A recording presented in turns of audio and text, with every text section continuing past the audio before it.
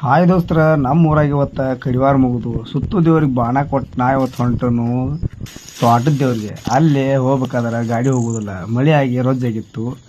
ಮಳೆ ಆಗಿ ರೊಜ್ಜಾಗಲ್ಲಿ ಗಾಡಿ ಬರ್ಲಾಕ ನಾ ನೋಡ್ಕೋತ ಬನ್ನಿ. ಇಲ್ಲಿ ಶೆಟ್ಟೋ ಎಂಬ ದೇವಸ್ಥಾನ ಐತಿ. ದೇವಸ್ಥಾನಕ್ಕೆ ಇದೇ ದೇವ್ರು ನಮಸ್ಕಾರ ಮಾಡ್ಕೊರಿ.